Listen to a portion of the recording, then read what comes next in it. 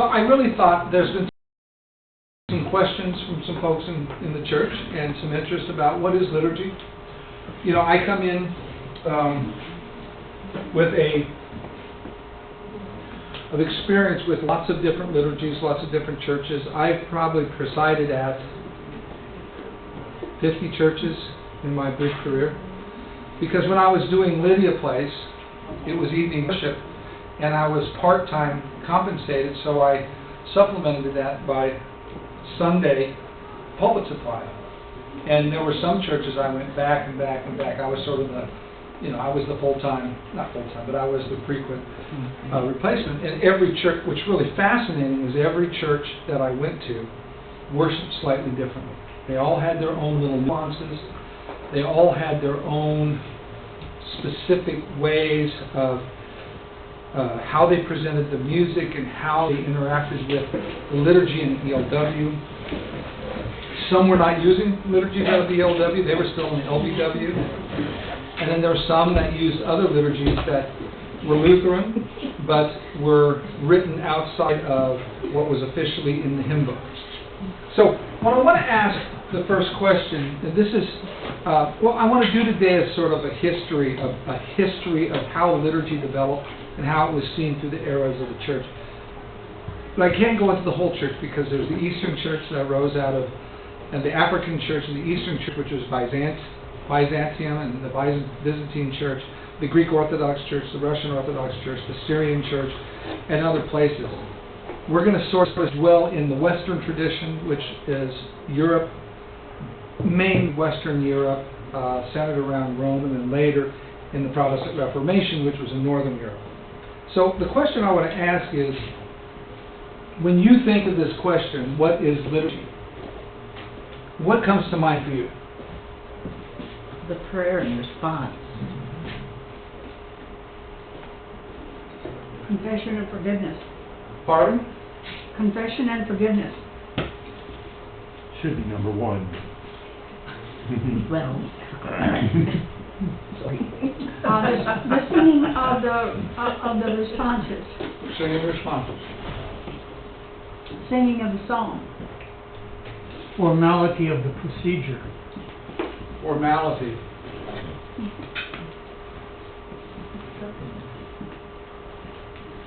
So I want to talk about that one just a little bit, Howard, right? The formality of the procedure. So I think one of the things that happens in today's age, when people say, I belong to a non-liturgical church, what they're really saying is, I have a non-formal church. And a liturgical church to them is one that's more formal, as far as the steps. I've stuff in boldface. Huh? It's printed in boldface. No, if it's not boldface, it's not liturgy. That's right. It's printed in boldface. I like that. Boldface. Do you think that? All right, Pete. I'm gonna put you on the hand. Do you think the idea of boldface came out of the liturgy movement, and that we wouldn't have had that as when printing and typesetting? I'm joking, but the fact is, the things that the church has done over the centuries have really influenced culture in very many ways. But we have to recognize that culture has influenced the church. So I'm going to give you what most liturgical scholars, and this is one of my main interests, worship. One of my main interests is in seminary. The things that I really focused on in seminary were worship and what they call the missional church. What is the church in light of the context, the cultural context we have now? In other words, what is the mission of the church at our time and place and into the future? So this is, next thing is, this is basically, this comes from Frank Senn. He's a Lutheran writer, wrote a very important series of books on liturgy, sort of the main textbooks. He says that liturgy is the vehicle by which public worship of God is performed. Now that can be a very formal vehicle, that can be a very loose vehicle, but it's the vehicle, the form, the order that worship takes. All worship has liturgy. The Quakers have a liturgy in their form, their worship. Their liturgy is we gather We sing a song, we sit until the Spirit moves somebody, and then it happens. But that's their liturgy. Can it be a Ford? It could be a Ford. It's a vehicle. It could be we are Lutheran, it's more likely a BMW or a Porsche, right? Well, I wouldn't go that far. Or if you're Swede or Norwegian, it's a Volvo or a Saab. Right. So but it's sort of, and those regional differences have shaped the way that different churches in different regions have done liturgy. But the eras have, the position that the church has had in the world. So it can be, that vehicle can be elaborate and formal, sort of like Catholic liturgy. It's sort of like, we're fairly elaborate, maybe not as elaborate as a Greek Orthodox or a Catholic church, but we're formal. It can be plain and simple. It can be like an evangelical church, which is pretty plain and simple in one respect, in the way that it's ordered. It could be sacramental, where everything builds to the sacrament of Holy Communion. It can be non-sacramental for churches who don't even register as communion and baptism as sacraments. And there are churches out there that don't.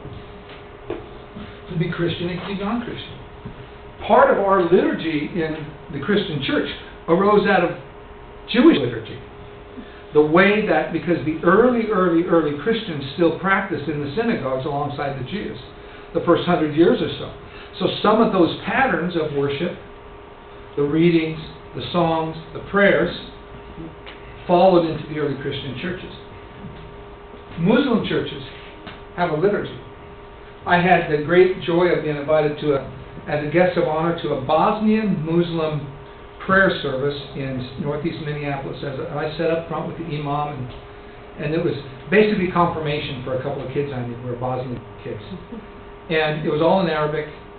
You know, they gave the guy who whispered in my ear and told me what was going on. He interpreted for me. And then afterwards they had this huge meal, which was part of their liturgy, right? That's part of their liturgy. So, I'm working off of liturgy as being a vehicle, the way, the form, the vehicle, the structure by which worship is done.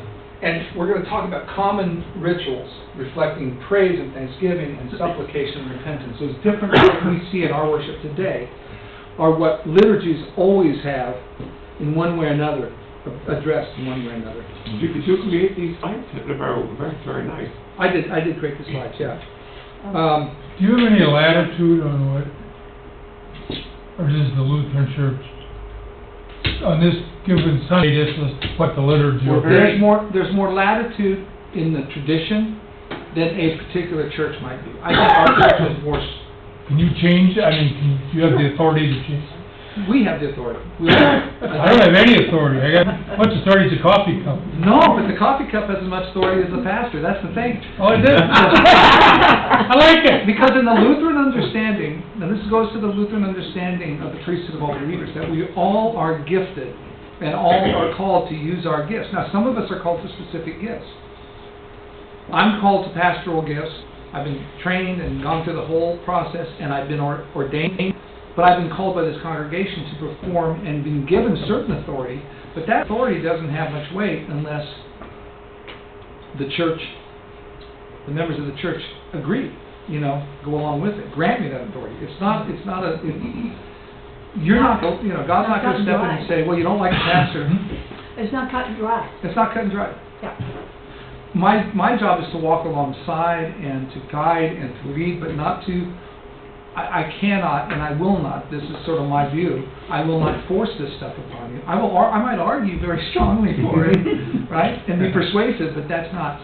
See, we were in Arizona for 20 winters, and we went to the closest church as a Presbyterian, and the ministers there said he was under a certain... He couldn't deviate from stock lot. He said he snuck it here, snuck it there, but the presbytery dictated pretty much what he said, even if he agreed with it or not. Yeah. Now that's interesting. We're going to get into some of the history of that, so I'll get to that. This is going to be interesting because it's all historical. how the thing develops. I want to make sure we give enough time to that, because we're going to go deeper into these things over the next few weeks. But the Lutherans are more flexible than Some Lutherans. We have the the LCA. The LCA, there's a lot of flexibility. There are recommended, but there are some things that we are not we're not very flexible about. So One is that we are sacramental. So you've heard the word dogma, dogmatic, stuck in your ways, not gonna budge from your Well, position. I was raised Catholic, and that's about as dogmatic as you're gonna There get. you are. Dogma and doctrine. That's a whole different bird over. Well, I can tell you that Lutheran Luther and Catholic understanding is getting closer and closer. Yeah. We are going to be, within the next 20 years, I'll guarantee you, a situation where a Lutheran can commune in the Catholic Church and be vice versa.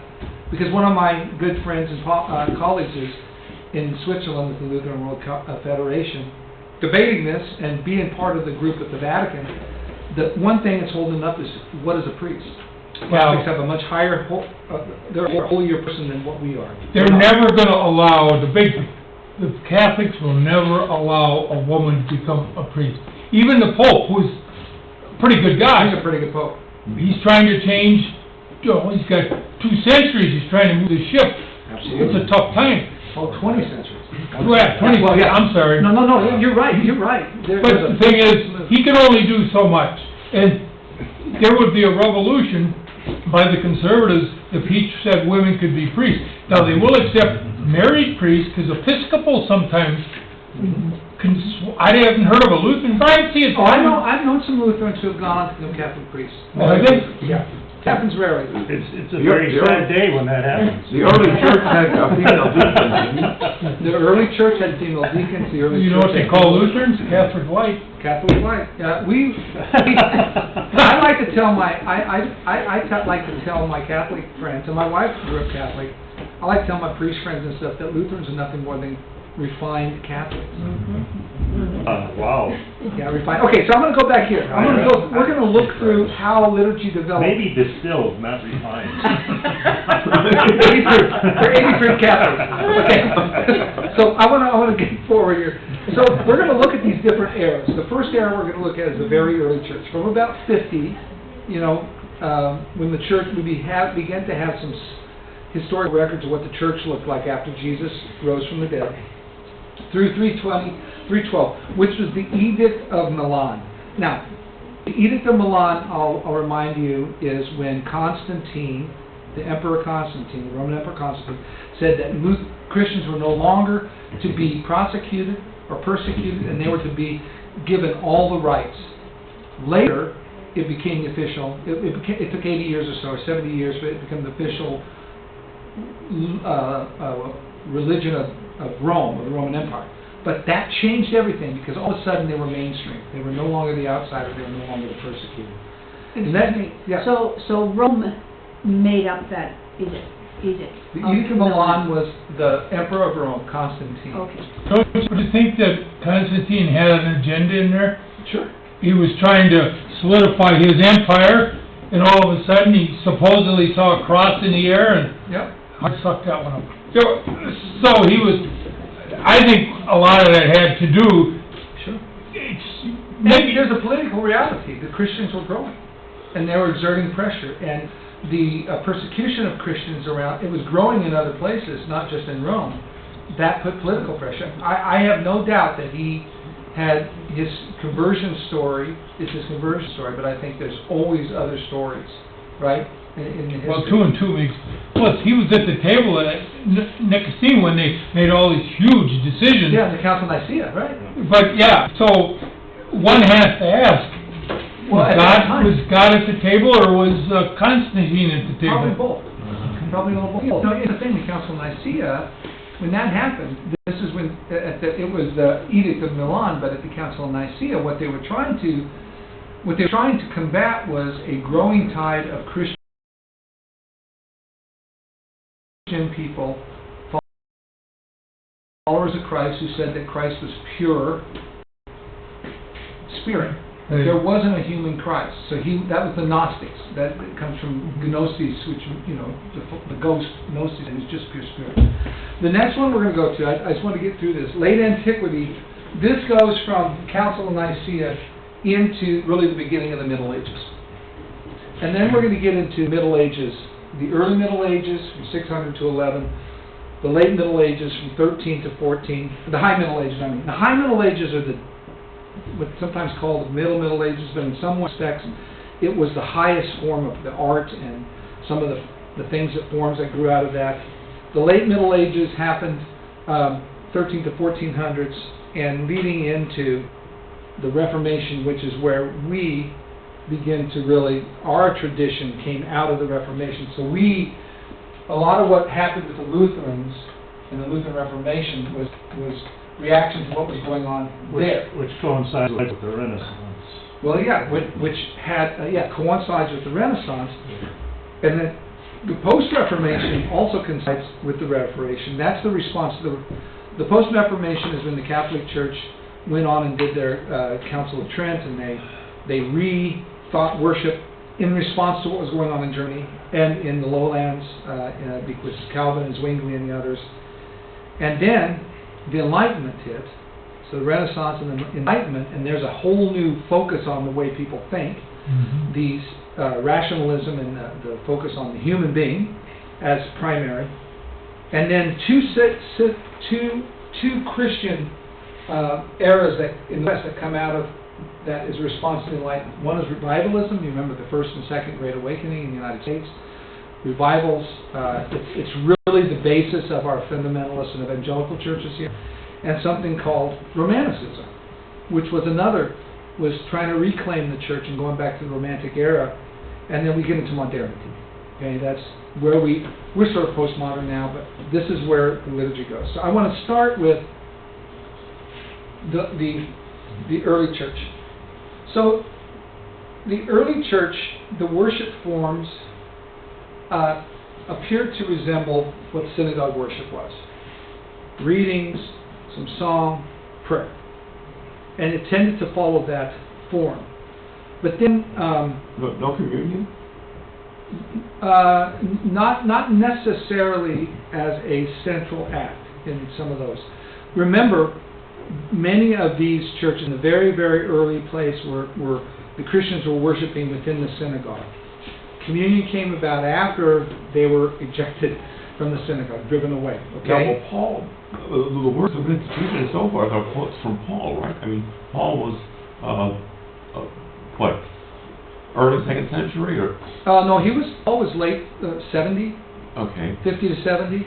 So I'm talking about the very, very, very early church, when the church was just starting, and the people, especially before it started to spread much, when it was just in Jerusalem, and just in the Israel, the Jewish lands, Christian worship resembled, even when they were driven out of the synagogues. But that soon changed. And so then we have about by the end of the first century, 80, 90, 100, not a generation or two, when Paul was starting to work, then you begin to see some, real, some real records of how worship might have worked. And there was something called the Didache. Didache, that's Greek, which means teaching of the 12. And it sort of included the catechism, that they called the way of life and the way of death, and had instructions on how to baptize, how to fast, how to pray, on the Eucharist, on hospitality, reconciliation, ministry, and discipline. Those are sort of the facts. We're not going to get into the details of how that Didache worked now. How did that come about? Who invented that, or is that just Well, the over teaching of the 12 time? would have come out of the churches that came out of the 12 disciples and the apostles. And as these communities began to grow and form, they had to figure out a way that their worship could reflect what they were experiencing and this message and this experience of Jesus. So this came from the 12, ultimately from the 12 apostles? Ultimately from the 12 out into the communities they went to. Remember they went to like Antioch and they Yeah, began to right. spread. Oh, teaching, yeah. Yeah, so then Paul and Philip and Peter and others are out there. The associates, they're not all recorded in the Bible, but there was this spread And the didache was, I don't know if it was exactly the teaching of D12 or was something that they used to say, these are what the 12 taught. But it began to give form to worship. And then other worship forms began to appear later in the pit. I can go into the details, there's some really interesting... You mean 11? Well, they said 12 according to the didache. They elected replaced- at 12. They replaced Judas? Yeah. Yeah, they praised Judas, I can't remember right now. Let another take. Right. Barnabas? His place let another take. Try another what? Oh, His place let another take. Yeah, his place, there's another, Oh, there was another disciple appointed, Mhm. and I want to say it was Barnabas, it might not have been, No. but it's in the Bible somewhere. Mm-hmm. And then, when, by the time, in time, when, as it went by, then, Justin Martyr, you've heard of Justin Martyr, he was an early church writer. He wrote an apology that talked about a full description of what a baptismal Eucharist was and a Sunday liturgy of word and meal. It was a description. That meant that they were practicing this particular way. In North Africa, a lay person, a Latin writer by the name of Tertullian, you've heard of Tertullian, he wrote treatises, he wrote treatises, he wrote papers on baptism, prayer, penance, and purity. That's where we sort of get sort of some of the things that they focused on. One other thing that happened is the early path for the Christians was to gather in homes. It was the home church. The earliest Eucharists had then a domestic in-home setting, and they eventually followed the form of what was called the Greco-Roman Symposium. The symposium, I think, was a form with eating and drinking, maybe a dramatic action, like Jesus, like washing the feet of the disciples. Actually, if you go to John 3:13, 17, that is sort of the form, one of the forms that was out there. Eating, drinking, washing feet, and then discussion about what this means, and by the 2nd century, it started to be an evening gathering, but because of some rules by the Romans and some persecution, it turned into a morning gathering. And because the Romans banned evening supper clubs. So you couldn't have a bunch of people over to your house. I know, it would just make people in St. Paul mad. You can't go to the supper club at night. But they banned, like, what they called supper clubs. People would get together and eat, so they banned it because it was a Christian. no wonder they fell. Yeah, yeah. Well, they kept on, yeah. Well, then, when that ban was lifted, the Christians continued to meet in the mornings, and they had these morning Eucharists and prayers. But at that point, where they used to eat and drink and have Eucharist all together, the Eucharist was separated from the meal. It became just the bread and wine with prayer. So there's a little change there, about 300 years on. Now, by the 2nd century, in the 100s to 200s, there's evidence that shows that Christians met on the first day of the week, so began this pattern of meeting on Sunday and not on the Sabbath, which was Saturday, Friday night to Saturday night. And they called that the Lord's Day, and they met to read the prophets and the memoirs of the apostles, which would be the epistles. And, the memoirs of the apostles would be the Old Testament. And then to hear the presiding minister's commentary, a little bit of preaching, to pray for each other in the world, to offer bread and wine, and over which the presiding minister would give thanks to his best, his ability, and then they'd share the bread and cup and distribute the elements that were left over to the poor and the deacons. And they also collected money for the poor and needy. So some of the same elements of our basic worship now, by the 2nd century, were happening.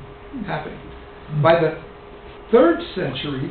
Question. Yeah. The New Testament wasn't written in that early, was it? Some of it was. Was some it? of it was completed, some of it Didn't it was... take hundreds of years actually to bring it to... Well, to codify it and get it into... It was like 370 when it all became canonized. But some of those, most of the New Testament, the Gospels were written in the late 1st century and into the 2nd. I'd have to look up all the exact dates, but Matthew, for instance, was very, very early, like 50, 60. John was late, wasn't it? Yeah, much later. and came out of a particular community that was most likely Gentile. Who blessed this thing? That said this is the canon? The church, the gathered church leaders at the council of, I think it was Nicaea. Nicaea was in this. It was Nicaea and another council where they canonized Scripture in the late 300s. So it took 400 years for Scripture to be, these are the books, and they decided which ones stayed. Well, they didn't start writing this right after Christ. Oh, some of them did, yeah. Did they? Oh, yeah, the Gospels, many of the Gospels were written at various times in various communities after Christ rose as a way to share that story. And they were written to be read, because not everybody could read. It was written to be shared verbally. And that's how the story, in combination with the Old Testament, the prophets and the law, that they still followed, or what we call the Old Testament text, they used those in their readings to share the story of what Christ had done. Then you get Paul and John and Peter and some of the other epistle writers. They're going out spreading the word and writing. Almost all those letters have to do with writing to other people like Timothy or Titus or whatever, or Onesimus, Philemon. These articles are written, like Paul wrote many of his letters, churches that had been established, that he had helped establish and went on. Then he wrote back to tell them, give them advice, and then sometimes address church conflict. You know, you don't like your pastor, so what are you going to do? Did Paul write before the Gospels? There might have been some Were they doing, kind of going in parallel? There was some parallel, yeah. I think Matthew was there earlier, and then Luke, Mark came a little bit later, and then John was, of course, before that was last. But no, they didn't really write it, right? Like, they don't really know who Matt... Not exactly. Don't they have Q in there somewhere? No, there's a whole thing. We ought to get into that, because that's really fascinating. Quella. Well, there's Q, and there's these different sources. Quella. I never heard that. I heard Q. That's the Q. That's the cue. Is that Q? Yeah, it's the source. Where did you get that from? It's a- Quella? Quella is a German word for source. Oh, Yeah, and that's where it came. But the Q was a source. I learned something. So, you're right. But by the 3rd century, I'm going to keep moving here if we could. By the 3rd century, they had even started to write processes for confession and penance and reconciliation, formal church processes. And then the Council of the Edict of Milan, and things changed because they were no longer an outlaw church. And what happened is a fascinating move. Worship went primarily from being in houses to public halls and things that were actually built for them. And they called them basilicas, these public halls. It became less a private worship and became a public worship. And after that, liturgy really began to enrich and change. The biggest move was that they moved from the public house and basilicas, and when they got into these bigger spaces, then they started to pay attention to how it choreographed, where people went and how they stood and how they walked, and what was the movement and flow in the space, right? You just, in the house, everybody sort of gathered around in the courtyard or whatever. A lot of those houses had an inner courtyard. When you got into a basilica, you know, you can go to old church designs and see, well, up here is the altar, and over here is the nave, and back here is the whatchamacallit, and then later on they started making them the shape of, you know, they'd make them the shape of the cross. And right here was, the heart of the cross was the altar, and over here was seating here, and this is where unwashed masses went, and up here is where the priestly class. And Priests, when did they come? Was that evolved over time? Oh yeah, that evolved over time. And they didn't really get that power that the Roman priesthood, that took centuries. As a matter of fact, the Roman form, Rome as it is now, the church was the church. Rome was just one player. Rome didn't have the power. We'll see where that comes in, because that's a little bit later down the road. But then they started thinking about, so how do you process? You know, processions with the entrance of the bishop. Which I read one time, a fascinating article about processions in the church began to take on the form of a Roman procession, a Roman victory procession, with, instead of the battle standard in front, this high the cross in front, and the ceremonial robes and the ceremonial garbs and the music, the triumph music, that was taken in part from Roman ceremonial religion. Well, it's hard to say because Roman religion, the religion of Rome, imperial Rome, was tied up in power and conquest. But then they started thinking about how do people get around to the offertory, or how do we go to communion? You know, we still have those questions.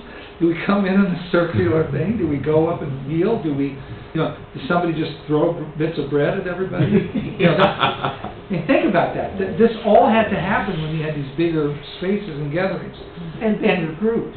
And groups of people and different separations, the priestly class and the nuns and the monks and the unwashed, and the royals and so it became more complex in that way.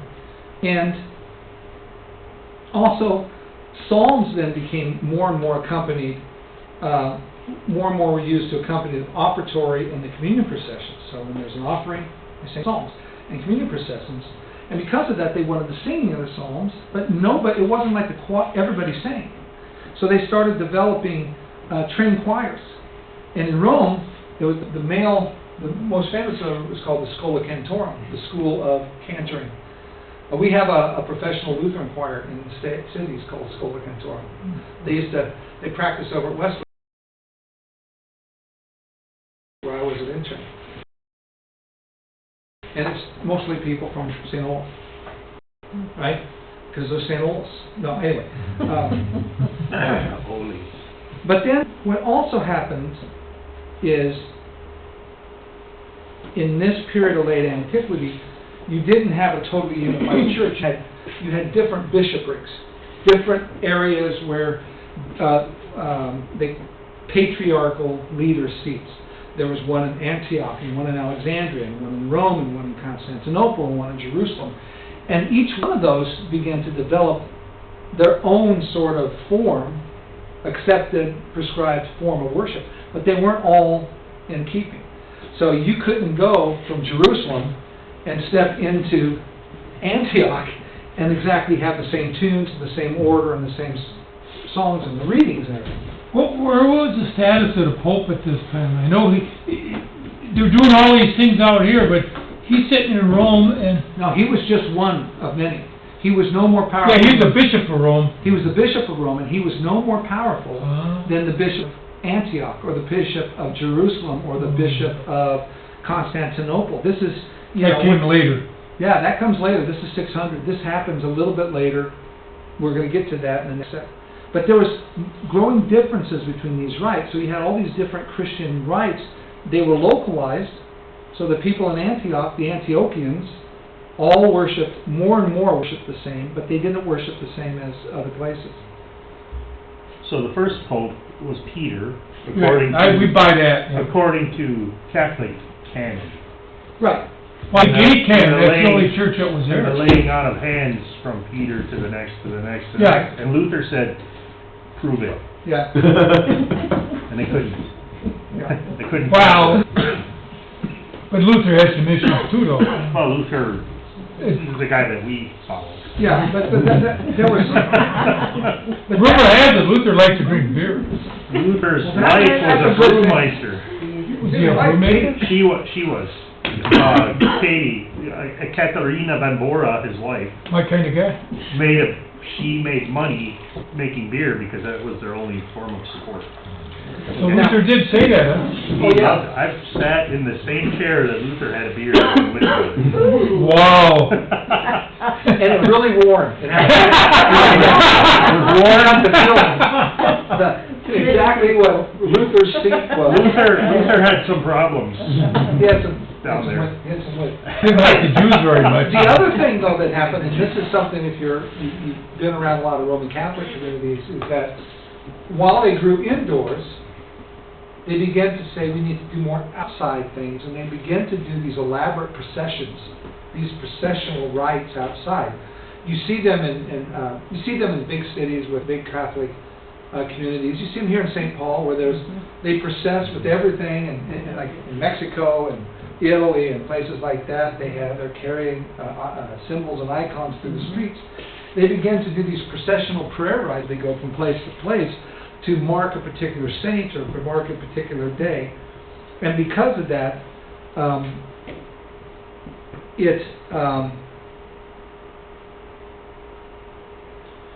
they begin to have these stations. So you begin to think about the stations of the cross, the stations. And one of the things that Luther did as a young monk that led to his conversion is when he went to Rome to perform some of these penitential rites and visit these stations, he saw just how corrupt things were. But that's what he was doing. This is stuff that started in the 600s. In the 600s, after 600, then comes Charlemagne, right? And the Carolingian Frankish dynasty, because the Carolingians and the Franks, they were over the France, German area. And the two rulers, Pippin the Third, not related to Pippin the elf from, Pippin from the Lord of the Rings. This is Pippin the Third, who was also called Pippin the Short, and Charles the Great, or Charlemagne. They wanted to bring order to their larger kingdom, one of the larger kingdoms. Wasn't this the Dark Ages, the beginning of the Dark Ages? Yeah, this is 600, beginning of the Dark Ages, the end of antiquity, the early Middle Ages, and right here. And so what they started doing was they said, we're going to, because they were under the seat of Rome, they said, we're going to start imposing Roman law and Roman liturgy from the seat of Rome. And that's where it begins to get the power of the Pope against the Is this the Holy Roman Empire after Rome kind of...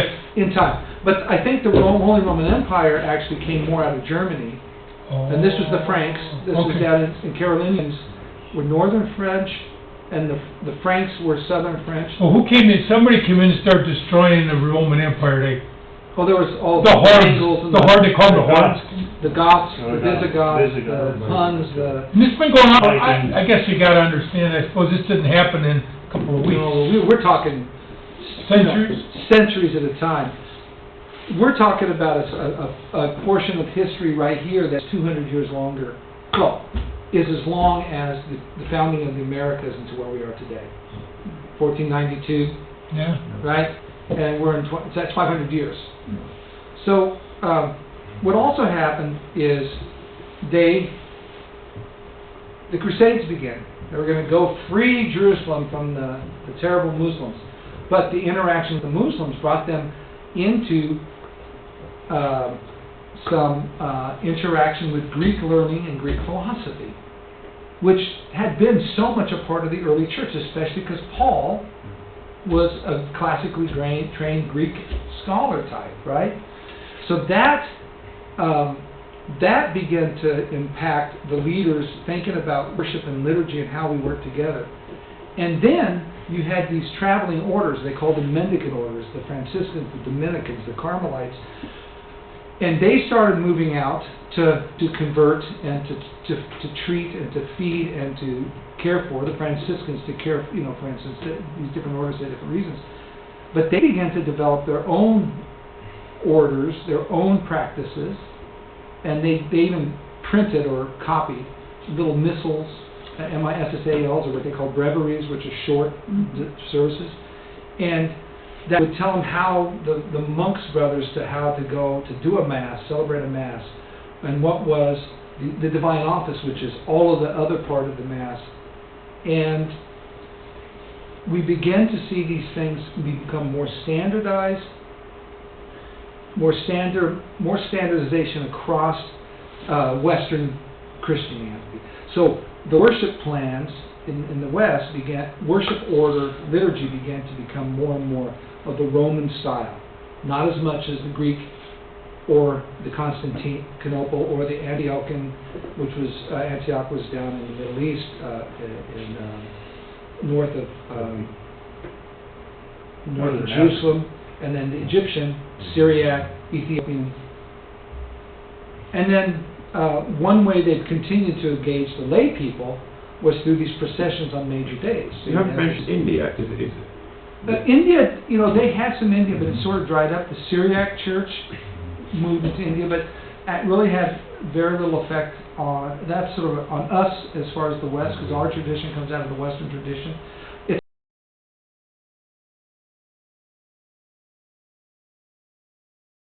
It's fascinating. They pressed into India, a lot of success.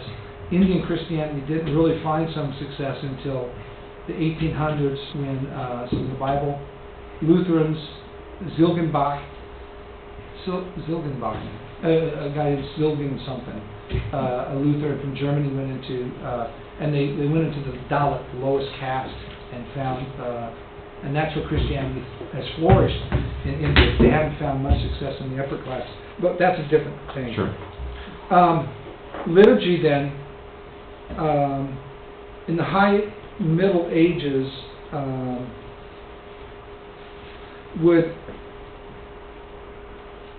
I gotta go back here, I think. Okay, processions, okay. So one of the things they did was they began to dwell more on internal piety, being very pious and very good and very holy, right? As a way to prove your goodness to God. And then they started using forms of drama in worship to emphasize the stories. There were even times in the German Mass in the 11 and 1200s where the priest in the middle of Mass would sort of break off the sermon or whatever, and they'd act the story of the prodigal son in some sort of drama form, like a passion play or something. Do you think that's where the Catholic, with their sacrifice, did that come out of that? Oh, that sacrifice was always, for years, that's been that theological understanding. As a matter of fact, there's a wonderful study we could do down the road called Making Sense of the Cross. It's in the Dave Lowson. Called what? Making Sense of the Cross. And these understandings of what the cross means. Is it sacrificial atonement, replacement atonement? There's all these other thoughts, right? It's so wonderfully enriched. But it was seen primarily as sacrificial, I think, in Rome at this point. We didn't get that questioning until, on a major way, until the Reformation. But the Reformation changed everything, then. Yeah, in many ways. It changed the Catholic Church because they had to respond to it. Yeah, the Counter-Reformation you gotta add. Yeah. Goes on and on. And then there was 100 Years' War, and I Just know. 100 messy. years. I know. You know, so one thing, they had this interiorizing piety to this outward drama.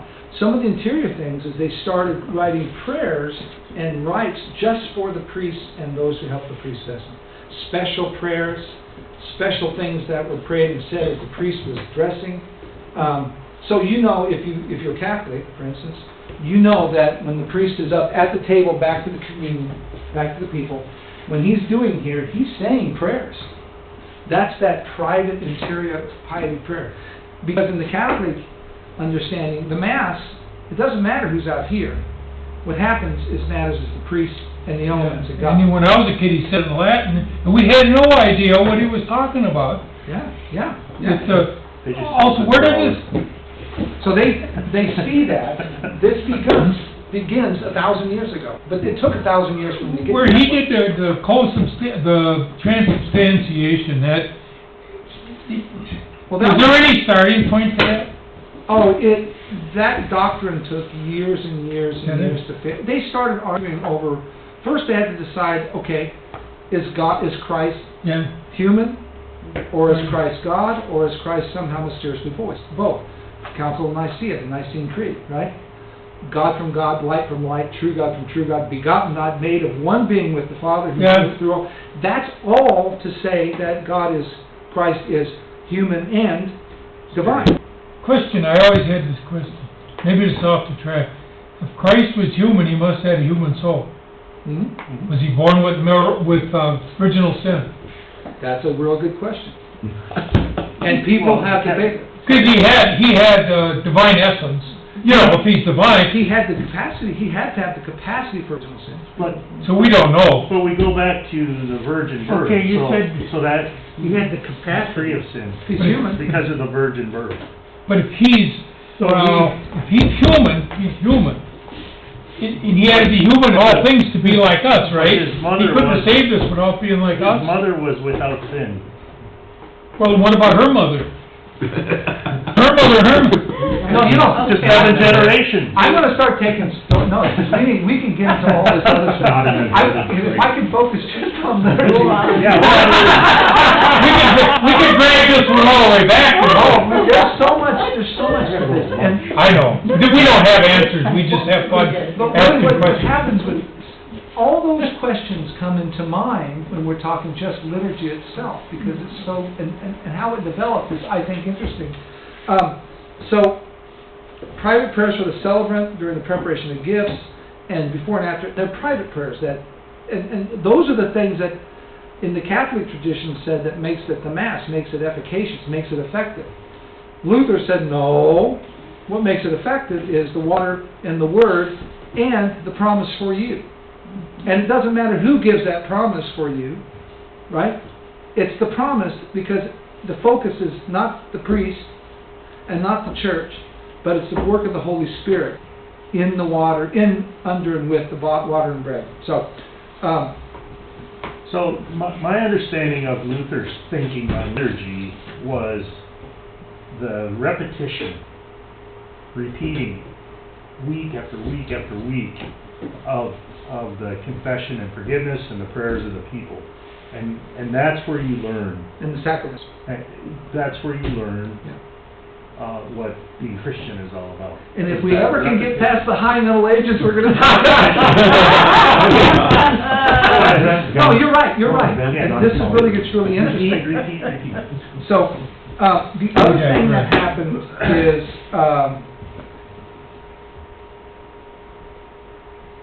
in the late Middle Ages, the development of the plagues. And the plagues just disrupted, what they say, something like, was it 65% of Europe died? Something horrible. Yeah. And the emergence then, not only of what it did to just think about how dark and dreary it would have been. We're in a minor plague in comparison to what was happening during the Black Plague. And one thing that emerged was these paraliturgical devotions, like the Rosary or the Way of the Cross. You know, this is a station thing. We're praying the Rosary as a way to help feed the people spiritually whose needs were not able to be met by going to Mass, or with the Latin Mass's increasingly complex way. And the liturgies became more and more complicated and complex. And by this time, they started adding some vernacular stuff to the Latin, right? The liturgical rites were still in Latin, but they would add things like carols or chorales, especially in Germany. They do a German chorale or German carol as part of worship. And then they actually developed an office in the church called prone, or prone. And prone was all they did, the priest who was occupying the office, not a priest, of a prone, they included catechetical items about catechesis and learning, bids and intercessions, writing bids, prayers, and intercessions in like the local language, and taking care of a prayer of confessions of sin. And what happened is the office of prone eventually influenced the Reformation churches, because then that's when we picked up Apostles' Creed, sermon announcements, intercessions, our confession of sins, and declarations of grace sort of came out of that office. I know it seems really complicated, but the other thing is that at this time in the church, late Middle Ages, the emphasis in the liturgy moved from only hearing in the Latin and stuff, to seeing. And so when it's so important in the Catholic Mass for the priest to raise the element, and the bows and the genuflection, they're all very carefully choreographed. They all have significant meaning. I use some of those, but it's adiaphora, as the Lutherans would say. It's not essential. I do some of those to help bring attention to what we're doing, but it became a high art form. You elevated the host, right? you bowed at the table, you kissed the cross. All the veneration of the cross is like the practice. You also have the incense. Oh, yeah, all those things. No, I had a retired minister say that the Lutherans have something called co-substantiation. Consubstantiation. It's what? Con, Not, oh. Yeah. What does that mean? Does that mean you really, you do not have the power to change bread and wine? Well, here's the thing. If we're going to Consubstantiation. trans,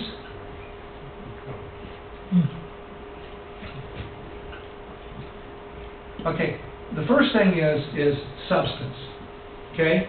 What is the substance of the bread and wine? In transubstantiation, and this follows Greek understanding, you can help me with this, that Greek, there is substance, that's what its very essence is, and there's accidents, and that's what it looks like, how it appears. Substance is what it is, accident is what it appears. And so they say... Accident is what? They call it accidents. Yeah, that's They the are. word, accidents. Not accident as something wrong, but accident as accessible or accessory. Yeah, Right? it's not accident as we would think of it here. So accidents and substance. In transubstantiation, the idea is that the substance goes from bread to body, Right, but it actually still looks like bread, right, right? That's transubstantiation. right. That it's wine to blood, but it's actual blood, but it looks like yeah. bread. But it looks, tastes. Right. Luther said, call a thing what it is. Call a thing what it is. And consubstantiation, I forget the root here, but basically is the substance is that the idea there is that it is that Christ is present, but we don't worry because we don't know the mystery, but Christ is present in, with, and under the substance. But you're not changing that, that's forever, where the priest actually does, yeah, he does the magic, you don't do the In the magic. Lutheran Church, all we do is proclaim. We don't have any power to change. Only the Spirit can change. When I baptize you in the name of the Father, Son, and Holy Spirit, any change that's happening in that child or that adult's life is the Spirit's. I'm just the proclaimer, I'm just the message bearer. And then when I get to bless, that's my favorite part. You have been claimed by the cross of, you have been claimed by the Holy Spirit, marked by the cross of Christ forever with the chrism. That is just a proclamation. That's never gonna wash in the Catholic Church, so that's why I am really doubtful about them coming together. I Do think, you have time for a quick story? Sure. So Ole, I can't hear you. Ole, this Norwegian Lutheran, Mhm. he moved to Freeport, Minnesota.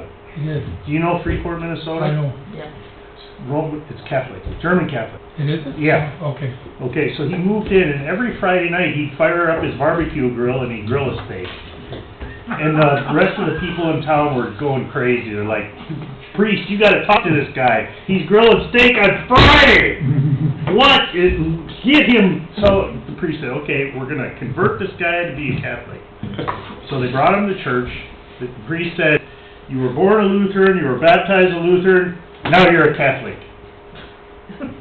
So Friday night comes along, there's Ole firing up his barbecue grill, grilling a steak. The priest goes over and there's Ole standing over the barbecue grill. He says, you were born a beef, you were raised a beef, now you're a fish. Well, That's true. Now you're a fish. you know, we had a guy, I was on a submarine, and we had, every Friday, we had a Jewish guy, real nice guy. He'd come in there, of course, they can't make everything for everybody, and he'd come in and he'd eat that, God, that's good chicken! We make our adjustments. So that's transubstantiation. He went from beef.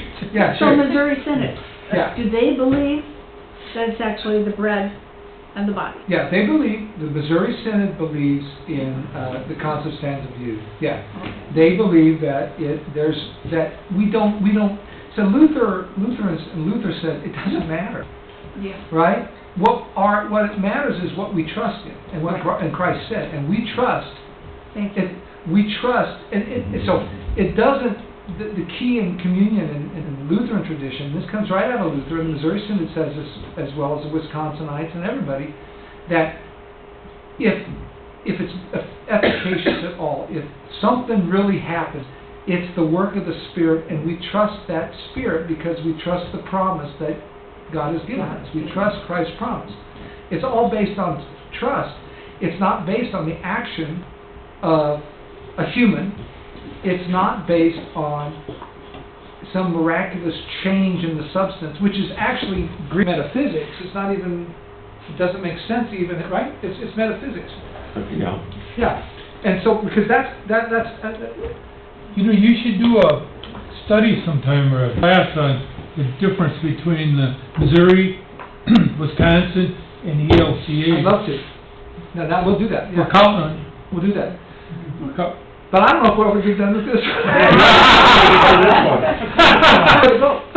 We are an hour in, it's 12:15. So here's what I'm gonna do. We're gonna pick up next week on the Reformation. Okay? We'll pick up on the Reformation, bring your questions, then we can go through the Reformation, post-Reformation, and then I really want you to understand what's going on with the revivalism in the Americas, and how that shaped American Christianity, and how you'll be able to see how some of the practices of our brethren and sistren in the evangelical world, and even in the Methodist, Baptist, Presbyterian world has changed. I'm not getting deep into but it's really a fascinating thing. And then once we can do that, we're going to have a look at our liturgies today, and we compare a liturgy from the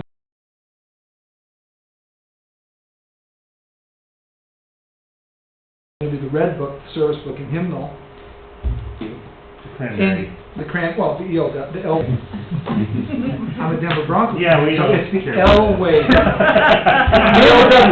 L way. This hasn't got to do with this new religion that's kind of off in left field, the New Order. Oh, Oh, no. No. the New Order? No. Well, you know, this new, everybody's out singing and